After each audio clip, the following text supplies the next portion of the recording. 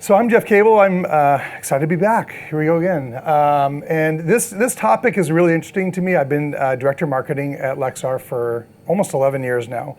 So I live and breathe memory cards and have for a long time. The challenge with this presentation is how to take a subject that's kind of relatively, I don't know if I would call it dry, but it's a very kind of technical topic and make it interesting. So I worked harder on this presentation, I think, than any other one I've done here.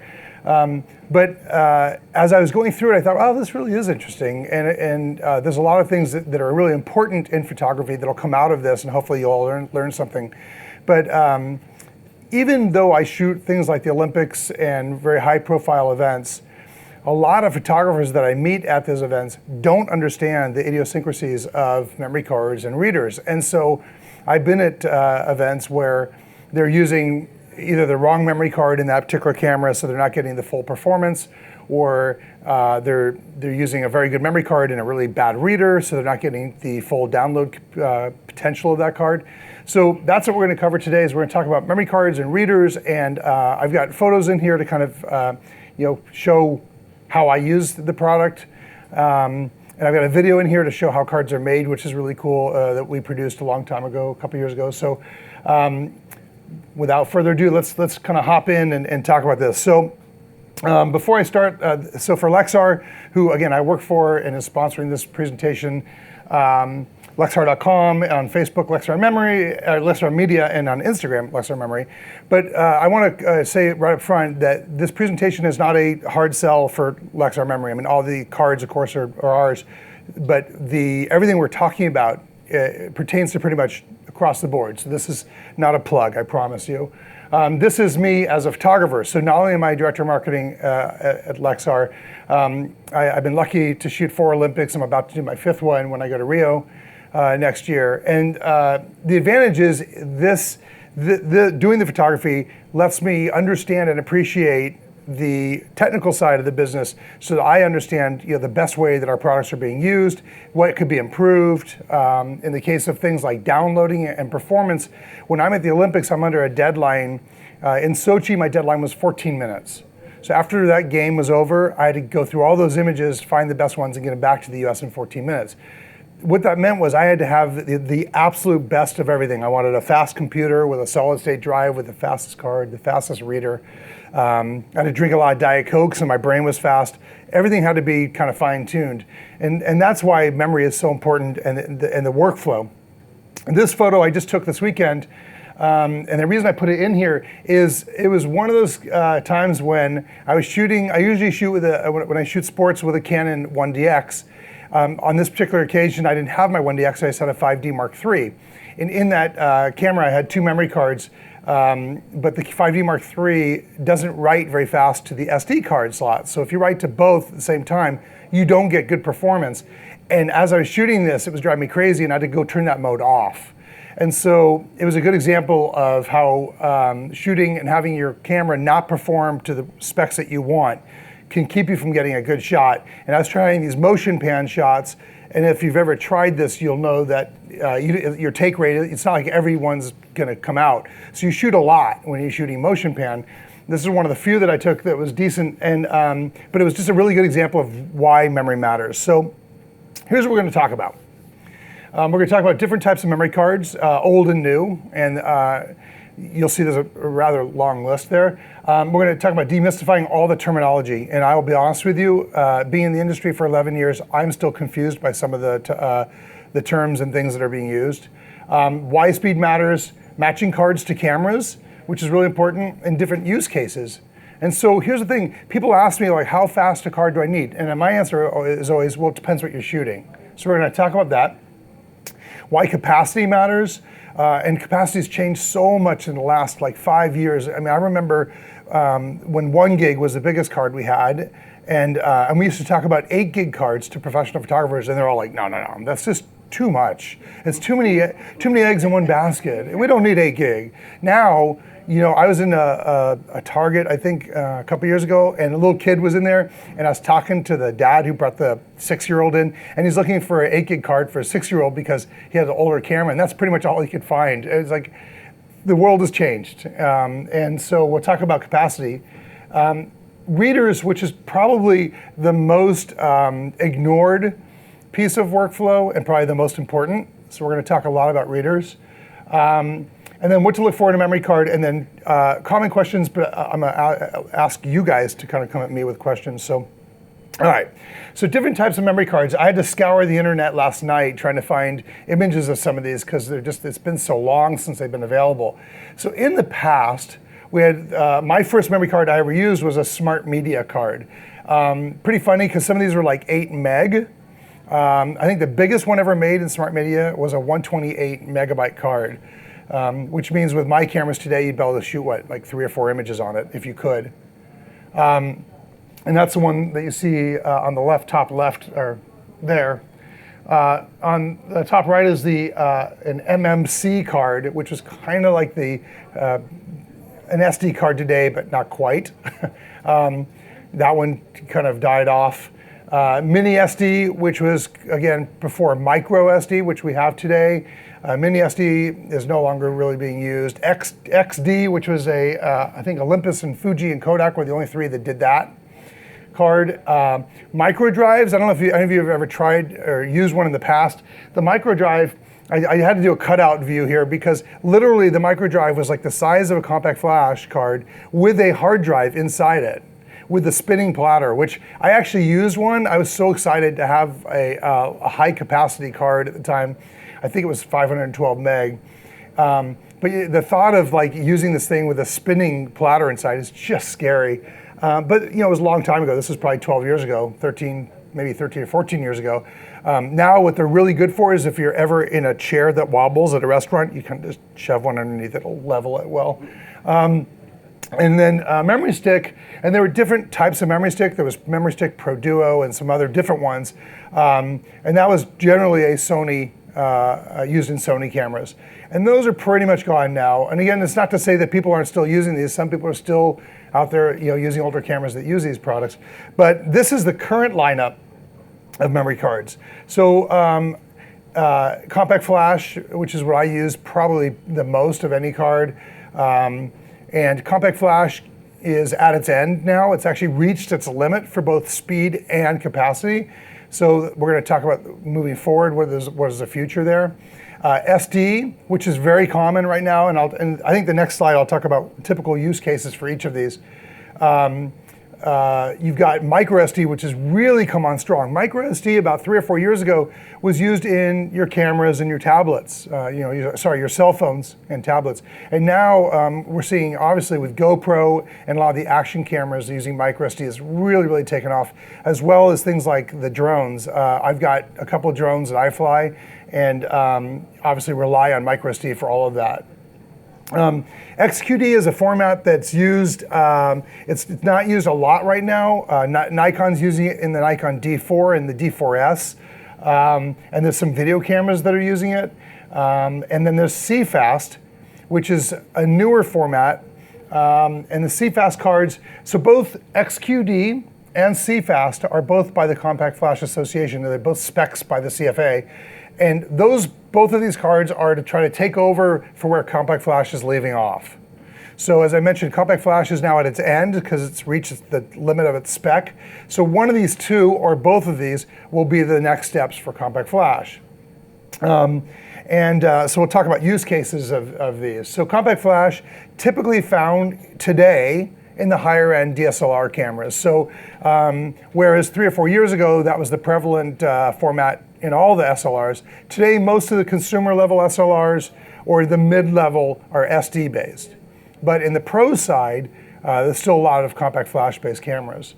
SD, which is generally in the point and shoot cameras, DSLRs, and video cameras, and I should mention that some of the higher end cameras now actually have 2 slots, so they may have like a compact flash and an SD slot.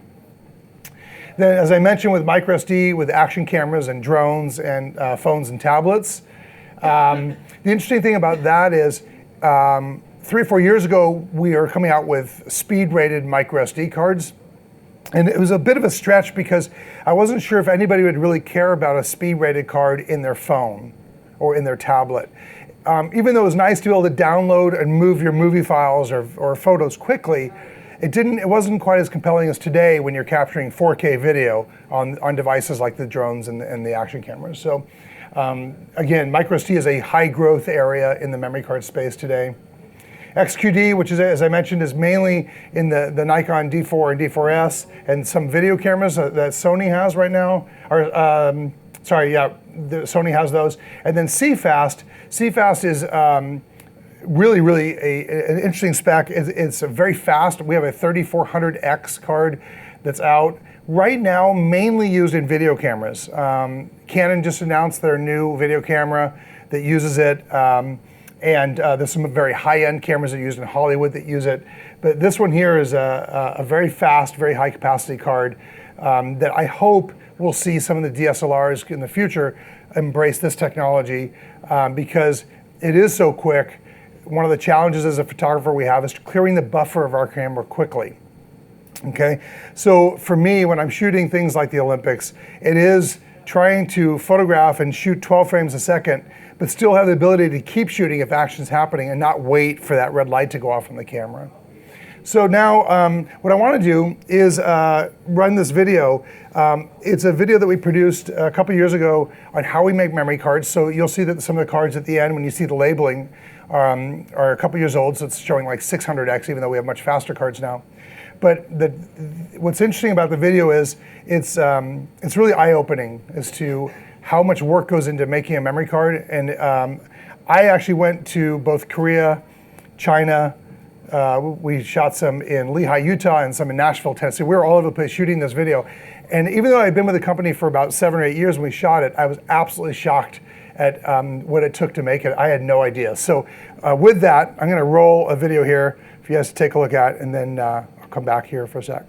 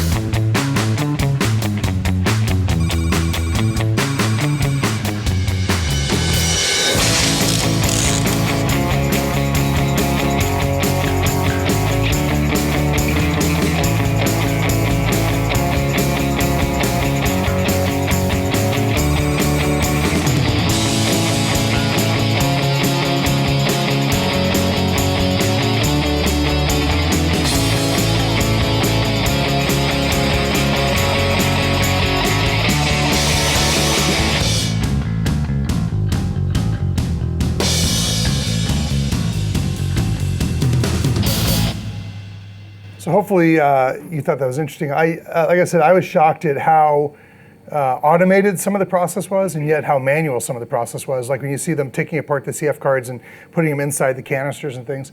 It was kind of just amazing to see the entire process and to be there. The interesting thing about memory cards is that the reason that we produced that video is so many people think that memory cards are all made by one facility, and then everybody just puts their own labels on them. And so I said, look, we got to create something that says, look, we make everything from the memory chips themselves all the way through the process. So that's why we did that. Hopefully you found that interesting. So here comes the tough one. Talking about the jargon that's being used in the industry, and there's a lot of it. I'll start with compact flash.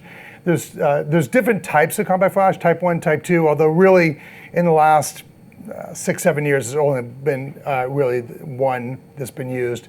UDMA is a speed rating for compact flash. So it stands for Ultra Direct Memory Access, which no one really wants to know. But basically, what's interesting about UDMA is the faster cards, the 1066X cards that we have today, are UDMA 7, which means that if you don't have a reader that understands UDMA 7, you could put a really fast card into a reader, and a card that could give you 100 megabytes per second, you might only get 10.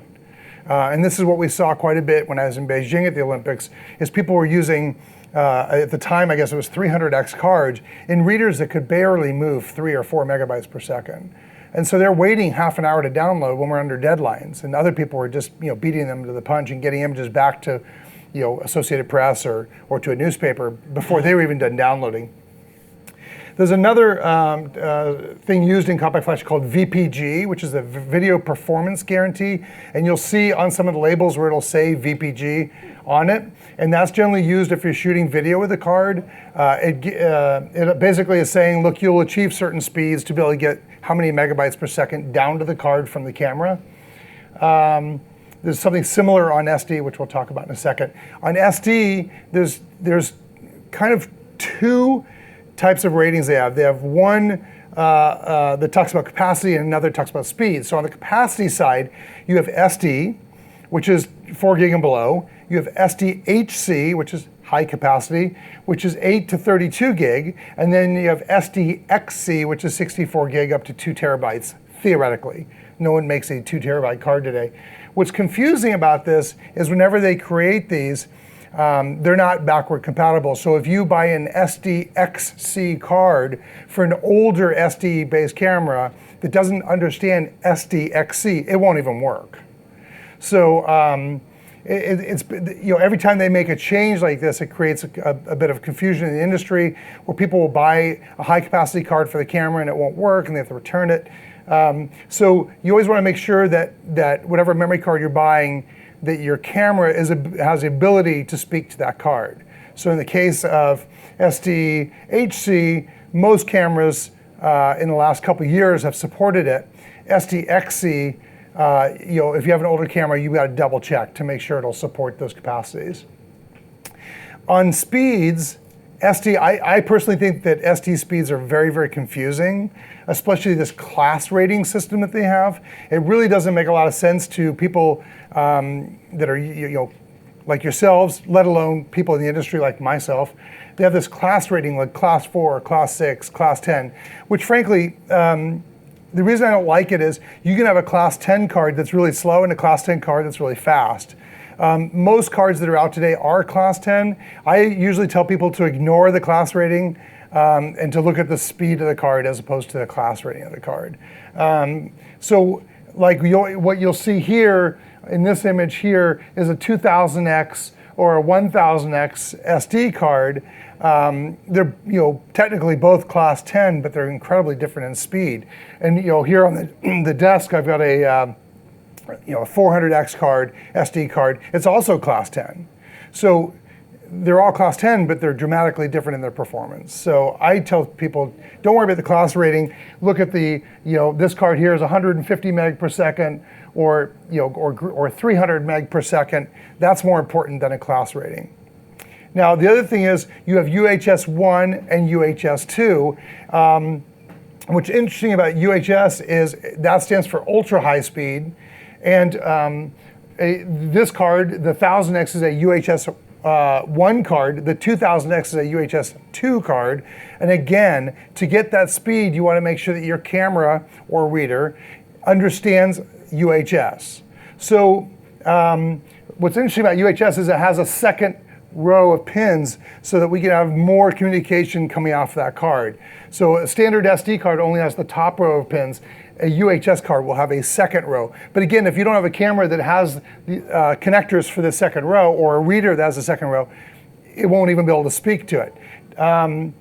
Although, as confusing as this might be, if you take a UHS 2 card and put it into a UHS 1 camera, our particular card, the 2000X, will perform better. How's that for confusing? But it does. But again, if your camera doesn't even support UHS, you won't see that speed difference. All right, demystifying the jargon as far as speed, and this is one, again, that tends to confuse people. So X-rated, when we have a 1066X card, or 800X card, by the way, this is a different kind of X rating than some of you are familiar with. The X rating comes from the old original CD-ROMs, and where an X was 150K per second. And of course, when I started at Lexar, I think our fastest card was a 40X card. We've come a long way from those days.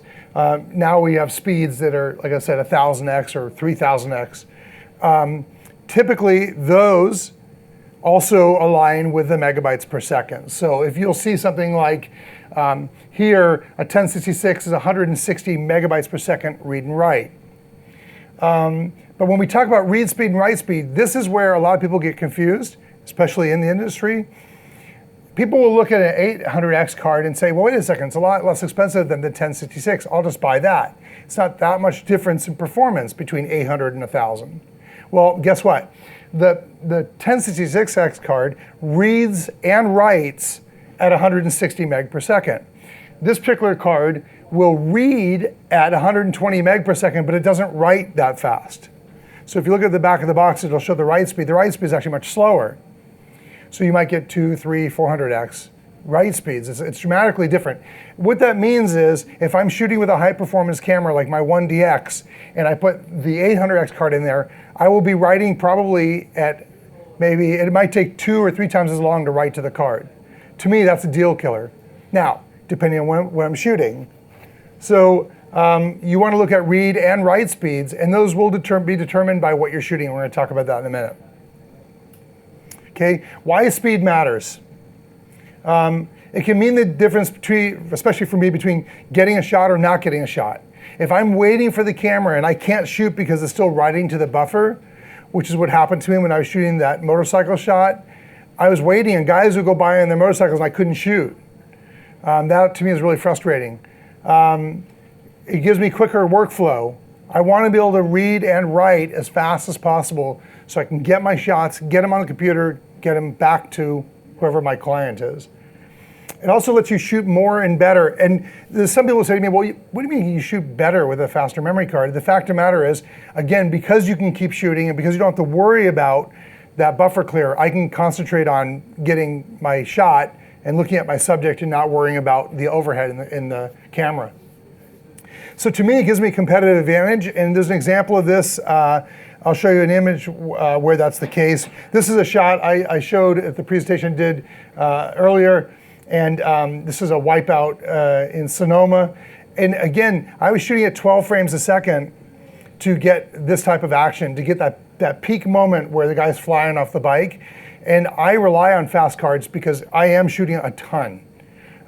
Typical sporting event with high action, I'll shoot 3,000 images an hour.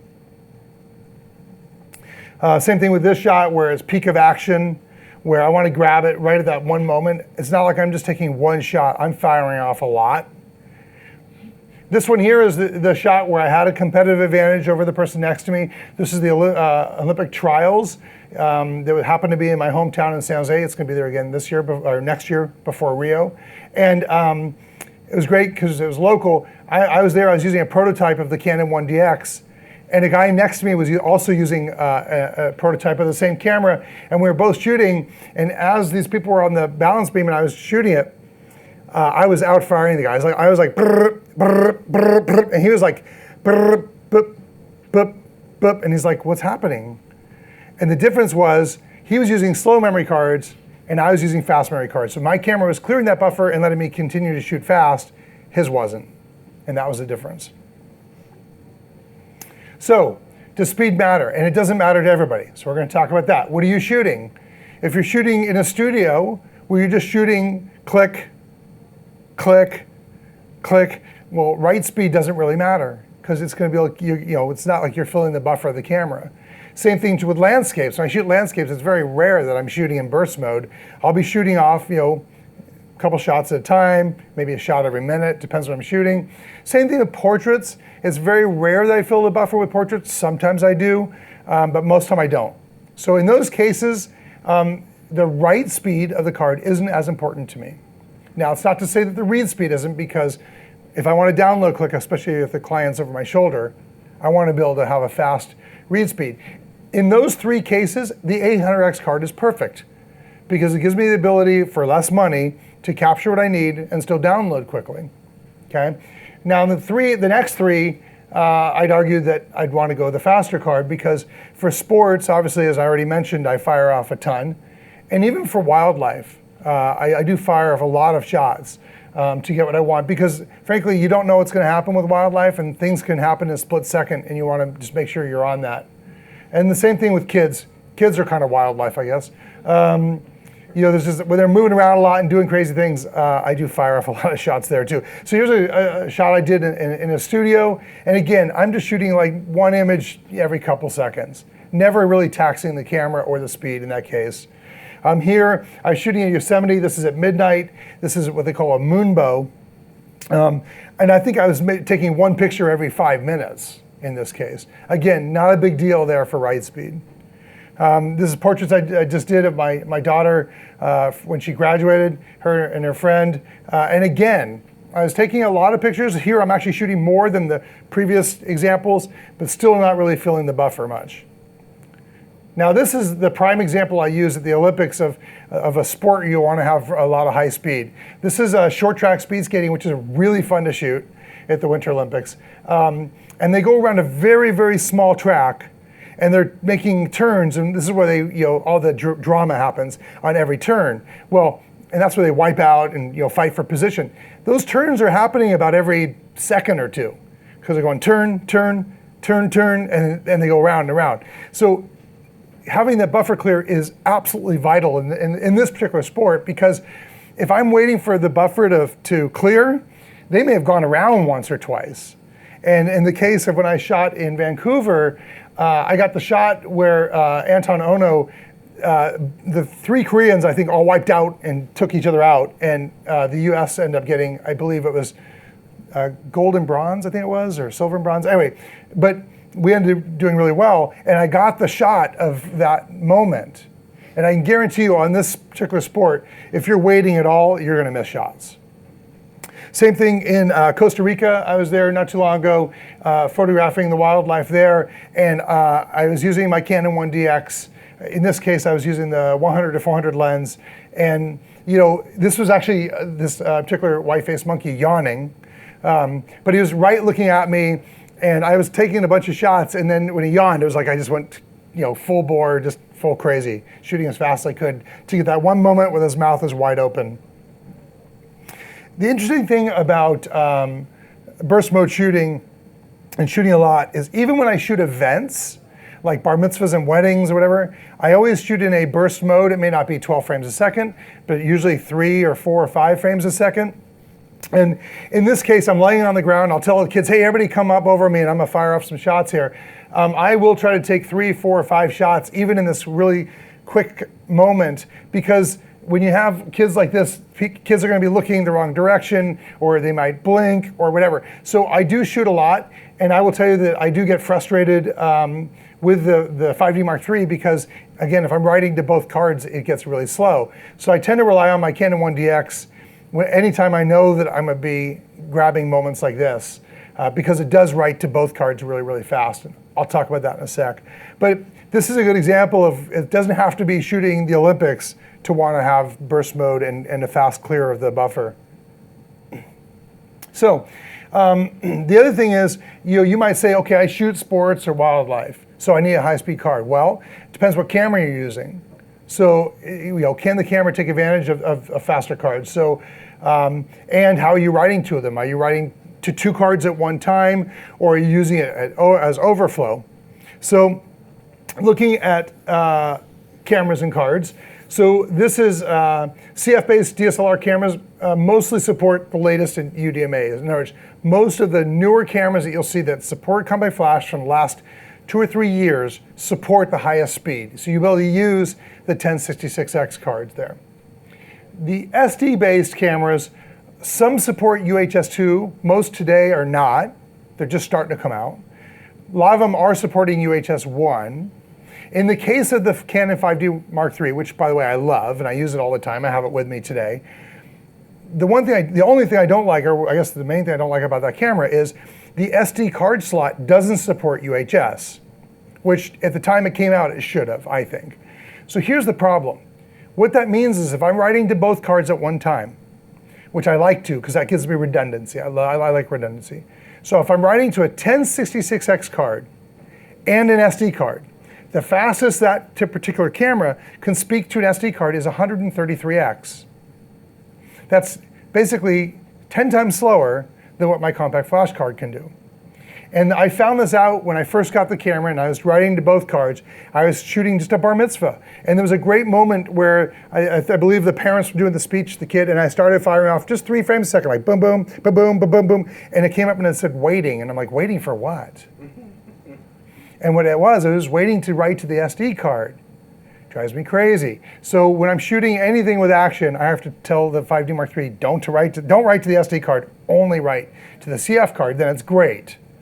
The one advantage, again, as I mentioned with the Canon 1DX, is it has 2 UDMA compact flash slots that are both really, really fast. So it's offloading to both those cards at an incredibly high rate of speed, which is great. Dual slot cameras, as I mentioned with the 1DX, has 2 CF slots. A lot of the cameras do have CF and SD, and this is true for Nikon and Canon and others. So you want to make sure that those slots, you want to look at the speed rating for each of those slots. Okay, why does it matter when you're shooting? So let's talk about that. So we talked about faster downloading times, so clearing that buffer. Sorry, this is after shooting. You want to talk about how fast it moves those images that you just captured to your computer.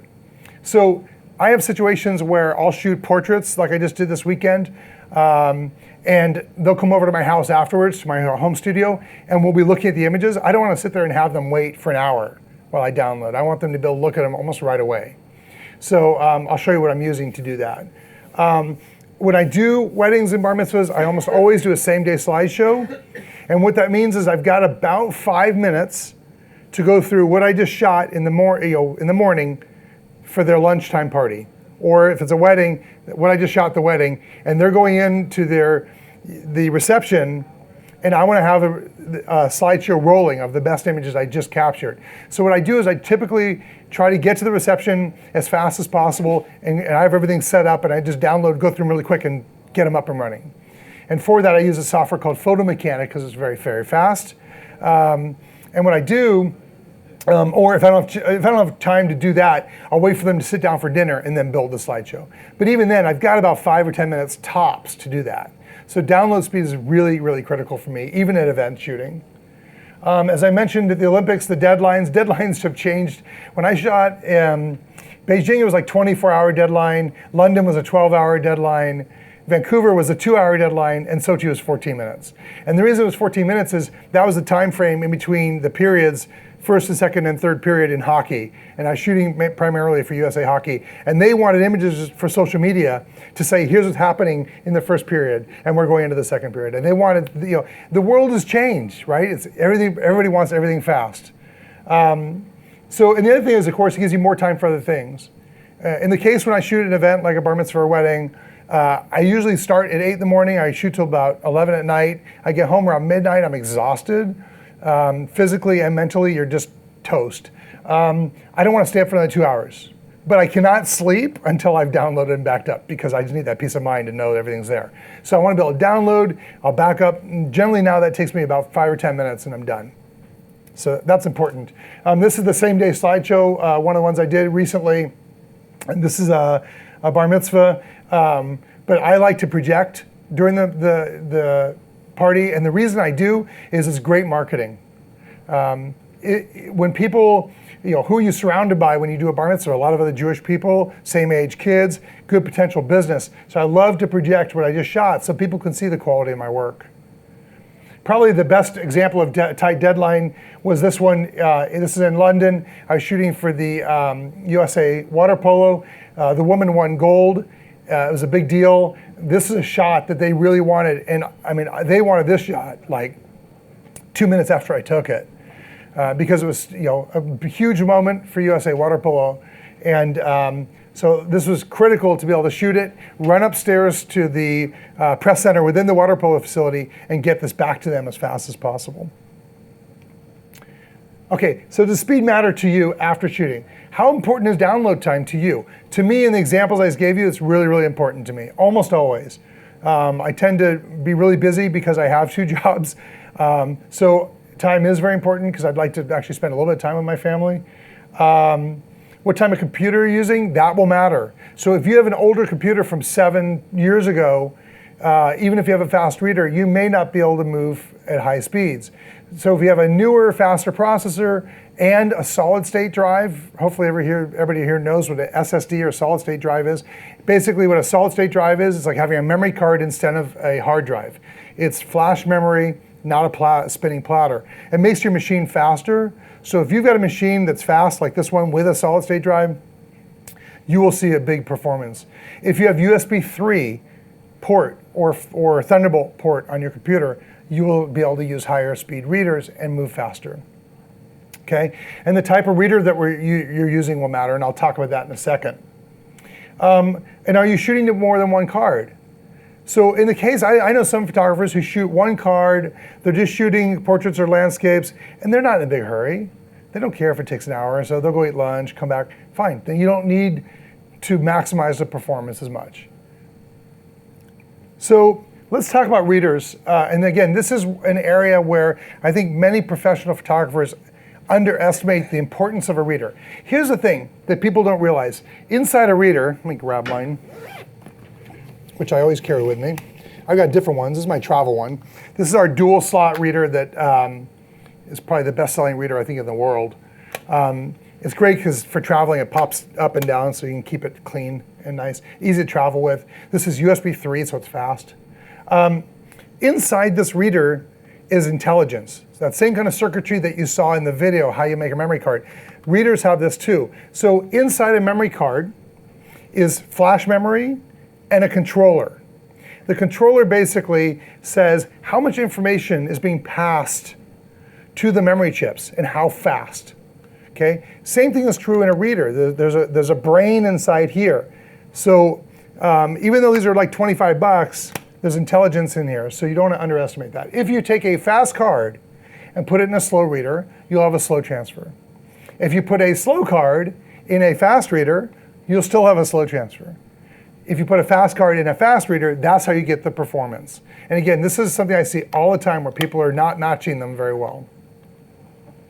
So, do you want to do concurrent transfer? In the case of this particular reader, I could concurrently read from the SD slot and the compact flash slot. But most time when I'm shooting sports, I'm only shooting compact flash cards. So I could use 2 of these, or I could use a different reader, which I'll show you what I use at home. It is, by the way, the safest and fastest way to get information from the card to your computer. Way better than hooking up your camera to the computer. And I see people do that. All the cameras are USB 2.0, not 3.0. So if you have a newer machine, you're going to be crippling yourself there. It also uses your camera battery, which I don't like to do because when I'm out on the field, I'd rather keep the battery for shooting. Okay? So this is the reader I use the most at home. I don't travel with it all the time, except for the Olympics. And this is the new hubs that we have. They're called Lexar Workflow. We have an HR1, which is USB 3.0. which is typically good for Mac or PC people.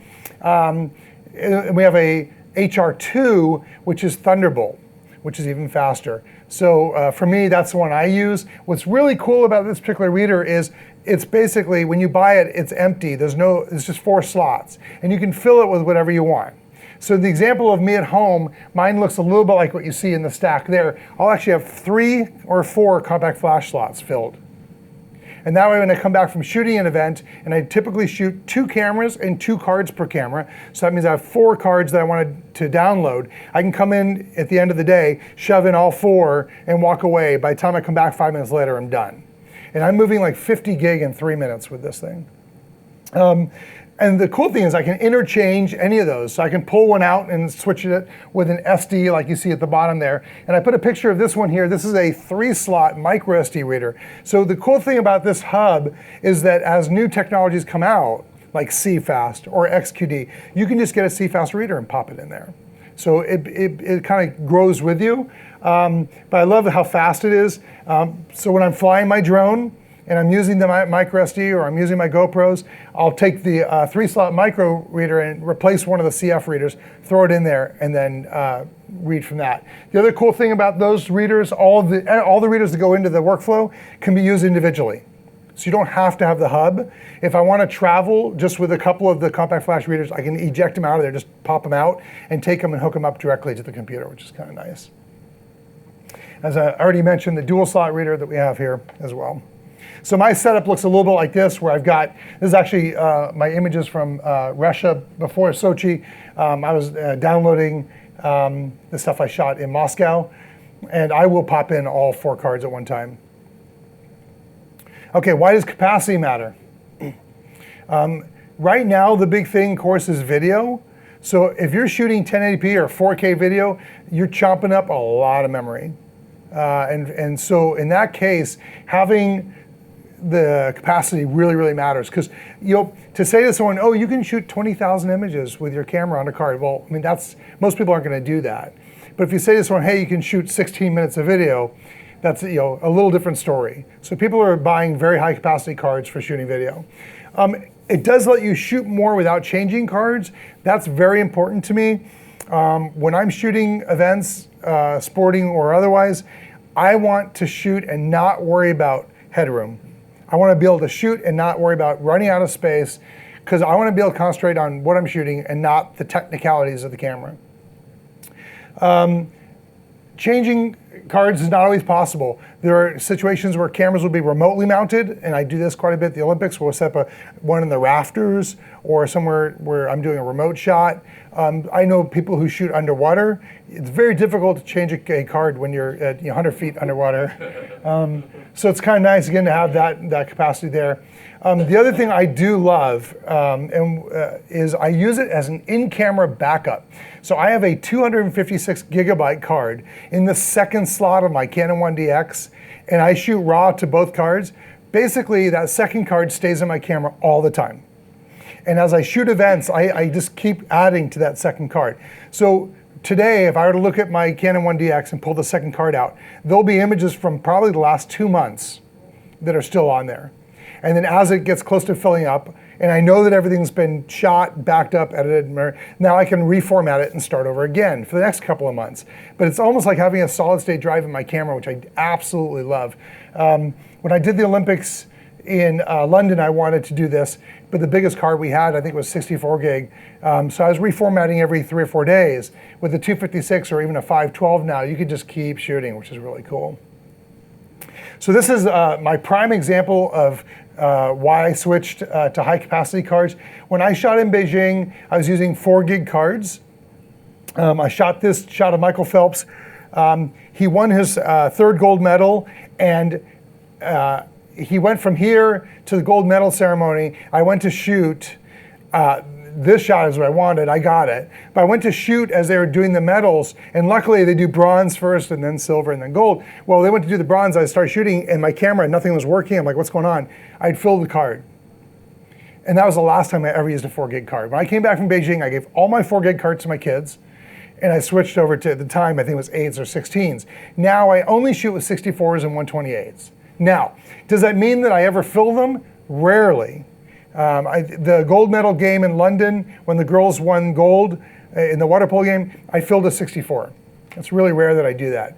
Again, I want the ability to know that I don't have to worry about capacity. I was shooting a wedding when they were introducing the bridal parties, and it of course never fails.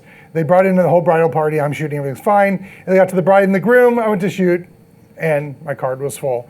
And again, this was years ago. Luckily, my second shooter was there, so I could run and switch cards, and she got the shot. But those are moments I really don't want to experience, so I use all high capacity cards. Okay, what to look for in a memory card. And this is something, being in the industry, we always talk about speed, capacity. But here's the thing, quality is still the most important thing, because the quality of your card means you're going to get your images or not. So some people could say, hey, you want the fastest and you want the highest capacity, but if it's not a good quality, it's irrelevant. So I always tell people to stay with a name brand card. Of course, we always want them to buy Lexar, I do. But stay with a name brand card. There's nothing more frustrating to me than seeing someone with a really good camera and a really good lens, and they have some like no-name junk in their camera. You're risking it. And the thing is, the cost isn't that much different anymore between a good card and a not so good card, and you can use them over and over and over again. And I tell people, I said, keep shooting. It's, you can reformat it tonight and use it again tomorrow. Shoot a lot. So just yesterday, went to the top of the Freedom Tower, first time. I shot a lot. My brother's looking at me like, why are you firing off so many shots? I'm like, why not? There's little differences between how that flag is waving or what's happening on the bridge or whatever, and I want to try different shots. I can always go back and I'll reformat it later and move on. And I can delete the ones I don't like. So I do shoot a lot. But quality is important. You saw in the video the intricacy of how to build these things and what's inside them. People look at them and think, oh, piece of metal, piece of plastic, and it's not. So you want to stay with a good product. We're heading to Africa in 6 months to shoot. And the last thing you want to do is do something like that, which is a once-in-a-lifetime experience for most of us, maybe not you. But you want to come back with those images. It's really, really critical.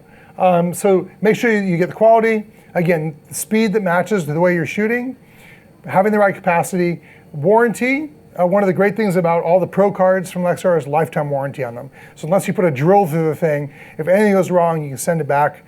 We'll actually recover images if you can't. Comes with Image Rescue, but if you can't recover them, we'll try to recover the images for you for free. And we'll send you another card. So we'll send you a DVD of your images that we recover, if we get them recovered, and we'll send you another card. Okay? So service and support is really important. I do have a logo here for the Lexar Quality Labs.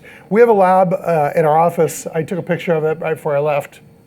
This is the outside of the lab, not the inside, but we have over 1,000 devices in there that we test against.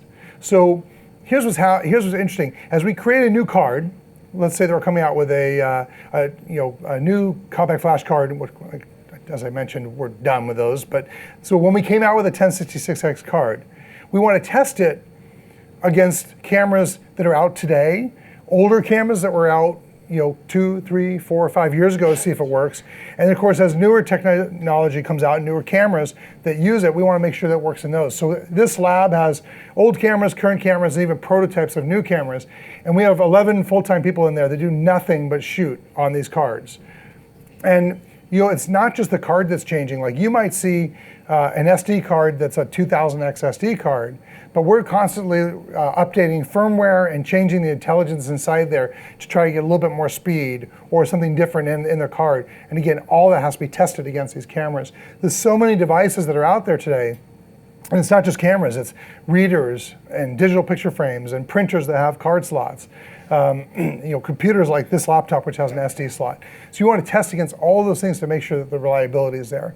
So that's the other piece of this, is to make sure that everything comes together and that the quality is there throughout. Whether you're a hobbyist or a professional, B&H has the answers to your questions. Experience a world of technology at our New York City Superstore. Connect with us online or give us a call. Our staff of experts is happy to help.